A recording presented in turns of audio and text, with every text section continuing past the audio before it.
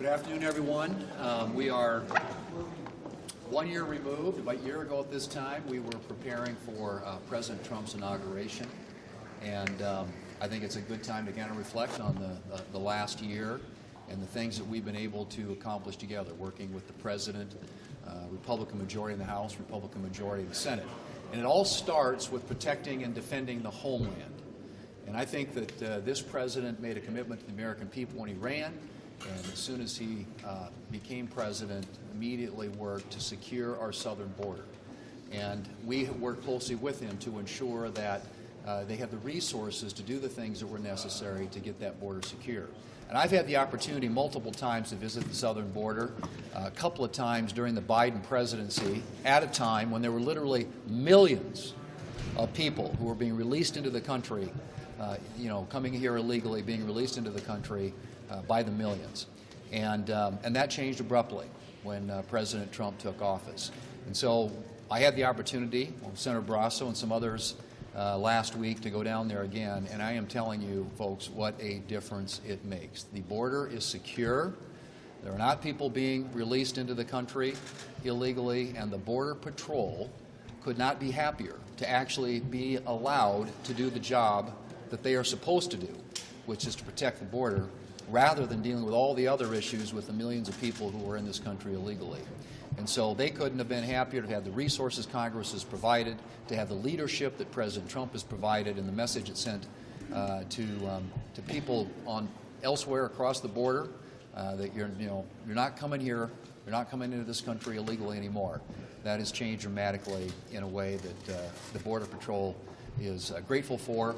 And as we think about our priorities, I should say, here, it is securing that border, keeping the country safe. It's about more money in people's pockets, and it's about new opportunities for American families to get ahead. So those are the priorities that we're going to continue to keep front and center as we proceed into this next year. But I think it's fair to say that, at least in this last year, there has been enormous amounts of progress. A border that is secure, a Border Patrol that is now doing their job, and in American communities and cities that are way safer. So Senator Capito is up next. Thank you. Today is an important day across the street at the United States Supreme Court. It's considering an issue that has been discussed widely. We actually talked about it several months ago with Senator Tuberville leading the way, and that's the issue of transgenders playing in women's sports.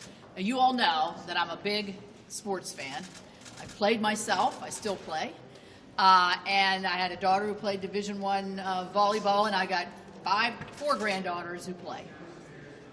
It's just not fair what we've seen happen, being allowed to happen. And 29 states across the nation have put into laws banning transgenders to play in women's sports. It's all the way at the Supreme Court, and the reason I'm talking about it today is our Attorney General J.B. McCuskey and his team argued the West Virginia law before the Supreme Court today. So we'll be anxiously awaiting what the Supreme Court rules on, how they rule, and what kind of bearings this will have on protection of sports for our girls and women to make it fair and safe for our female athletes for the next generations.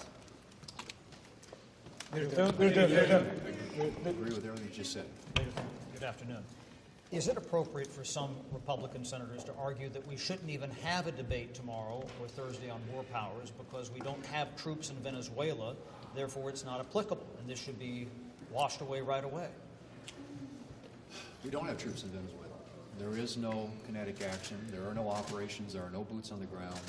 And I think the question is whether or not there ought to be expedited consideration or privilege accorded to something that's brought to the floor that doesn't reflect what is current reality in Venezuela.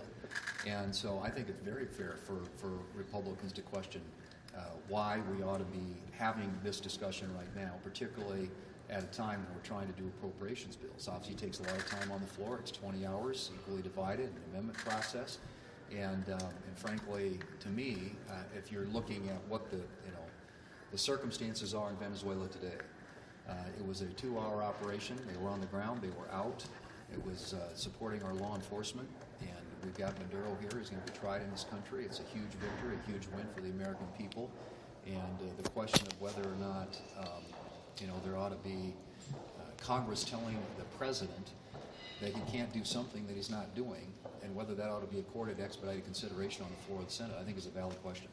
Can you say confidently, Leader Thune, can you say confidently that the Justice Department is not being weaponized now that Jay Powell joins the list of Trump critics who are facing a criminal investigation? I haven't seen charges filed or brought yet.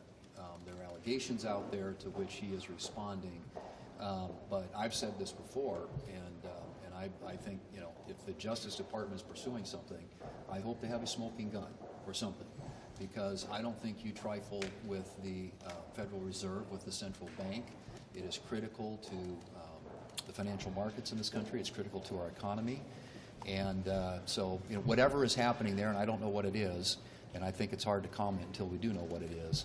But as I've said before, it better be real and it better be serious. Leader, do you have any optimism about or inclination to move the Crapo, the Cassidy, HSA bill through budget reconciliation, or any health care through budget reconciliation? We reserve that option.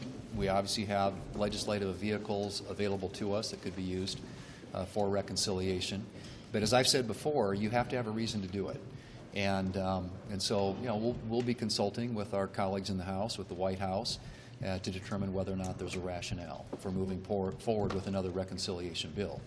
Clearly, we had a huge reason and rationale for doing it last year, but whether or not that is something that we do this year, it's a tool in our toolbox, it's an option, and like I said, I will reserve comment until we have some opportunity to take a hard look at whether or not there's a legitimate reason for doing it. Leader Thune, are we looking at another military operation in Iran? And what about the president's 25% tariff now on those countries doing business with Iran, one of them, of course, being China? And we have seen over the last number of months what's happened with trade wars and how they've affected American producers and consumers. Are we on the cusp of another trade war with our biggest trading ally, trading partners like China? I think there's, for me, and I think you probably know, no secret, I'm a bit of a skeptic when it comes to the tariff issues, but I do believe it is a foreign, it's a tool. It's a tool that can be used for a specific purpose. And if it's used in a way selectively, in a targeted way that makes sense, if it's to get something to accomplish an American objective, in some cases it might be reciprocity with another country that hasn't been treating us fairly when it comes to trade. There are circumstances in which those tariffs make sense. But I can't speak specifically. I mean, I don't know what, at this point what the president might have in mind with respect to Iran, but I think all of us here support the Iranian people and giving them a leadership and a government that promotes democracy in their country and gets away from the repression of human rights, which has been all too evident for the past almost half century now in Iran. On appropriations, a growing number of Democrats are saying they won't support a DHS funding bill without some guardrails and restrictions, like preventing officers from being masked and requiring identification. Are you open to some guardrails, and do you worry about a government shutdown on that front? I don't think there's going to be, and I say this because I think in both sides, I've said this before, not new information. I think government shutdowns are stupid. I don't think anybody wins. And I hope the Democrats share that view, and if they do, right now at least the appropriations process is moving forward. We're going to vote later today on getting on this 3-bill package. There is another 2-bill package being considered in the House right now to be voted on, I think, before the end of the week, and that would get us up to 8 of the 12 bills passed. What happens with the other bills is still an open question, but I'm hopeful we can move as many of them across the floor of the House and the Senate and get them to the President's desk under regular order. And that remains to be seen, but Homeland's obviously the hardest one, and it's possible that if we can't get agreement, that there could be some sort of a CR that funds some of these bills into next year.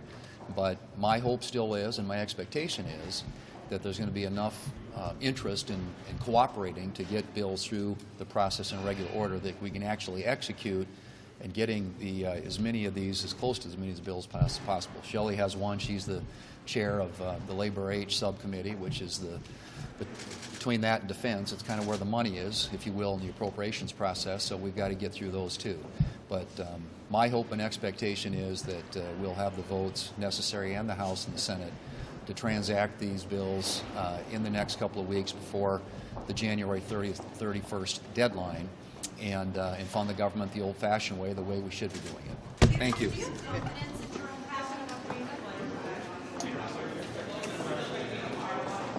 Wait just a second. We have one more thing to share. We want to say a heartfelt thank you for watching and supporting PBS News. Without you, we simply wouldn't be able to provide the news and the information that you trust. So thank you from everybody here at PBS News. Support journalism you trust. Support PBS News. Donate now, or even better, start a monthly contribution today.